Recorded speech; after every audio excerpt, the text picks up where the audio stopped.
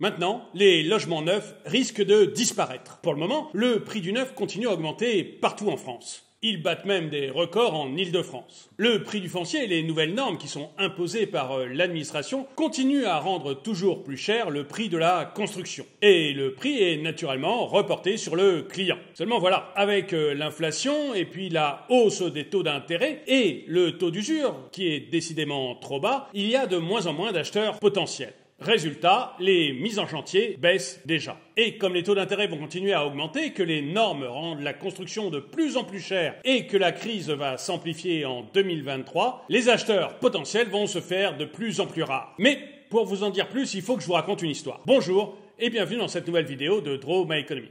Comme toujours, si vous n'êtes pas abonné, je vous suggère de le faire et de cliquer sur la cloche pour être prévenu lorsque je sors une nouvelle vidéo. Yuri habite dans le sud-est de la France et à cause de son travail, il va être obligé de déménager. Yuri Ligotmi vient juste d'être muté à Paris et du coup il va devoir s'installer en région parisienne. Pour pouvoir trouver un logement, Yuri Ligotmi décide de passer par une agence. En fait, il aimerait bien pouvoir s'acheter un appartement dans le neuf. Il a même une idée assez précise de ce qu'il veut. Il veut un appartement suffisamment grand pour que sa femme ne le quitte pas pour aller habiter chez sa belle-mère et en même temps suffisamment petit pour que sa belle-mère ne puisse pas venir s'installer chez lui. Bref, Yuri Ligotmi est en train de chercher un appartement en Île-de-France. Et pour réussir à en trouver un, il va s'adresser à Ted. Ted Lapartie, je vous en ai déjà parlé, c'est un agent immobilier qui travaille en Île-de-France. C'est aussi un sacré investisseur immobilier, mais là, tout ce qui nous intéresse, c'est son côté agent immobilier. Bref, Yuri va voir Ted et lui demande ce qu'il peut lui proposer dans le neuf. Ted lui explique que qu'acheter dans le neuf, c'est pas forcément ce qu'il y a de plus simple actuellement. Les prix dans le neuf ont augmenté depuis le début de l'année de 5,7% sur la France entière. Alors, certes, cette augmentation, elle a l'air de se calmer un peu parce qu'elle était de 7% en mai dernier. Donc, on est passé de 7 à 5,7%. Et Ted sent bien que ça s'essouffle un petit peu. Mais malgré tout, on est sur une sacrée augmentation alors qu'il fait remarquer à Yuri que dans l'ancien, les prix de l'immobilier sont déjà en train de baisser, tout particulièrement à Paris. Il lui dit d'ailleurs que sur 3 ans, l'augmentation est gigantesque, plus 17% en France métropolitaine. Alors certes, c'est encore un peu moins que les maisons, qui elles ont augmenté de 22%, mais c'est quand même une énorme augmentation sur les 3 dernières années. Et Ted dit aussi à Yuri que si cette augmentation elle fait que le prix du mètre carré a dépassé les 5 000 € dans le neuf partout dans les 15 plus grandes villes de France, c'est encore bien pire à Paris. Parce que là, on a dépassé les 13 000 € du mètre carré. Pour Paris, intramuros bien sûr. Alors, en même temps, Ted dit bien que Paris c'est une niche, l'immobilier neuf dans Paris, il y en a très peu. Mais si on regarde l'Île-de-France, le prix dans le neuf reste gigantesque.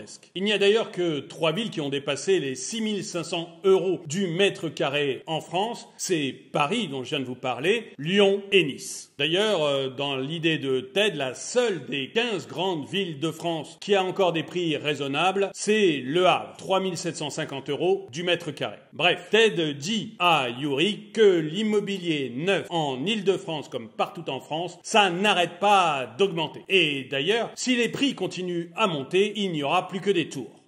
Alors, Yuri aimerait quand même savoir s'il peut pas acheter quelque chose en Île-de-France. Même s'il peut pas acheter à Paris même, dans le neuf, à plus de 13 000 € le mètre carré, il aimerait pouvoir être dans la petite couronne. Et Ted lui dit que c'est très compliqué. Des villes comme Issy-les-Moulineaux, par exemple, commencent à avoir des prix du mètre carré dans le neuf quasiment égal à ceux qu'il y a à Paris intramuros. Et pour être honnête, Ted lui dit que en dehors d'aller habiter dans le 93, en Seine-Saint-Denis, il aura du mal à trouver des prix du mètre carré inférieurs à 5 000 €. Même en Seine-Saint-Denis, qui est l'endroit où vont généralement les populations les plus modestes de l'Île-de-France, même en Seine-Saint-Denis, donc, le prix du mètre carré a dépassé les 4 300 €. Bref, Ted explique bien à Yuri que ce ne sera pas si facile que ça de trouver un appartement neuf à Paris ou dans la première couronne à moins de 4 300 € le mètre carré. Et pourtant, Ted est plutôt un excellent vendeur.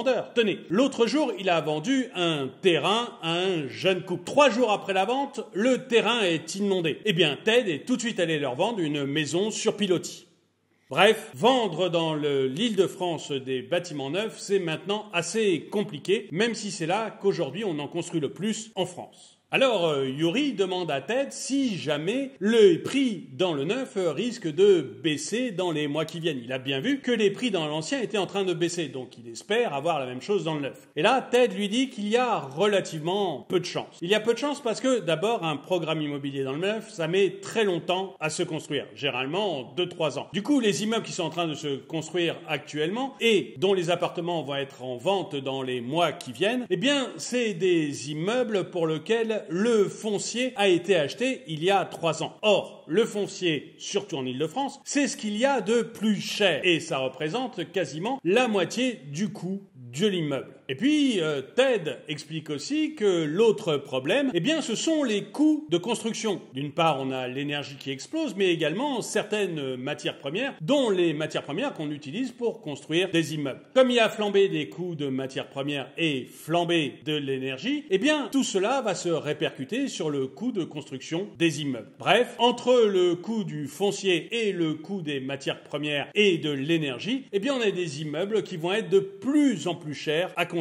Et derrière, bien évidemment, le promoteur immobilier répercute la hausse des coûts de fabrication sur le prix de vente. Bref, les acheteurs comme Yuri sont impactés complètement par cette augmentation des coûts de construction. Et puis Ted lui dit qu'en plus, il y a maintenant la nouvelle norme qui vient de se mettre en place. Les immeubles construits avec la norme RE 2020 viennent juste d'arriver. Alors pour l'instant, ils sont encore minoritaires dans les immeubles qui sont en vente et qui viennent juste d'être construits, mais ils vont progressivement devenir majoritaires. Or, cette norme, comme toutes les normes produites par l'administration, eh bien, elle a un coût. Et comme elle a un coût, eh bien, c'est la même chose que pour les prix de construction, pour le terrain ou pour l'énergie. Eh bien, le coût, il est transféré sur l'acheteur comme Yuri. Bref, selon Ted, les prix vont continuer à augmenter dans le neuf en Île-de-France. Seulement, ça va avoir aussi un impact très fort. Parce que Yuri, une fois qu'il a quitté Ted, il va voir sa banque et il demande s'il peut emprunter un peu plus pour pouvoir acheter dans le neuf. Seulement voilà, le banquier lui dit non. Il lui dit non tout simplement parce que Yuri a un taux d'endettement qui devient trop important et que la banque vient juste d'augmenter ses taux d'intérêt. Aujourd'hui, Yuri emprunte à presque 3% sur le long terme à sa banque. Et ça devient un véritable problème. D'ailleurs, le banquier dit à Yuri que s'il veut emprunter, il faut le faire maintenant très très vite. Parce que très bientôt, les taux continuant à augmenter, Yuri risque d'être bloqué par le taux d'usure. Mais ce problème du taux d'usure, je l'ai déjà évoqué dans une vidéo récente, donc si vous voulez en savoir plus, je vous invite à la regarder et je la mets ici dans un coin de la vidéo.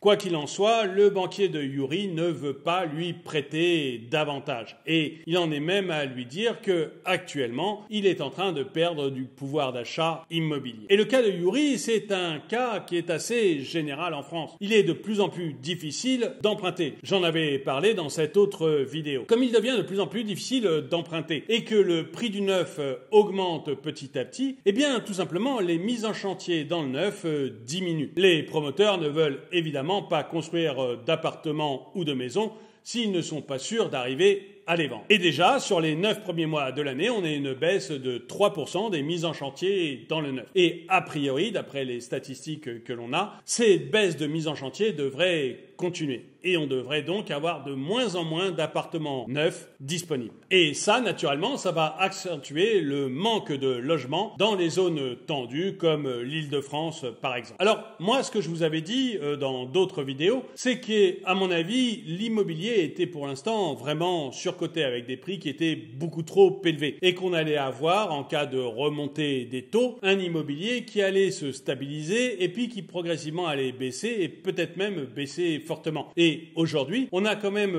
beaucoup d'économistes qui prévoient des baisses de 15% de l'immobilier l'année prochaine. Et ça, je pense que c'est quelque chose d'assez réel. De toute façon, on va vivre une crise immobilière dans les mois qui viennent. La crise sera peut-être très forte, peut-être beaucoup moins forte, et peut-être même que ce sera un crack. Mais quoi qu'il en soit, il y aura une crise dans l'immobilier parce que ce secteur ne peut pas y réchapper. Et ce que j'aimerais bien savoir, c'est ce que vous pensez. Est-ce que vous pensez qu'effectivement on va vers une crise de l'immobilier, une baisse peut-être de 15% des prix de l'immobilier, comme le prévoient certains économistes, et que dans ce cas il faut attendre avant d'acheter, ou est-ce que vous pensez que finalement attendre c'est plutôt ridicule et qu'il faut mieux acheter aujourd'hui où les taux d'intérêt sont encore relativement bas, plutôt que de risquer de devoir acheter dans 6 mois, dans un an, avec des taux d'intérêt qui seraient proches de 7, 8, 9 ou 10%.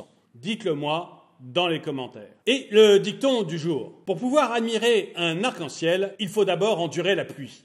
Merci d'avoir regardé cette vidéo, mettez-lui un pouce vers le haut, commentez-la, partagez-la. Merci à tous ceux qui soutiennent la chaîne et je vous dis à très bientôt.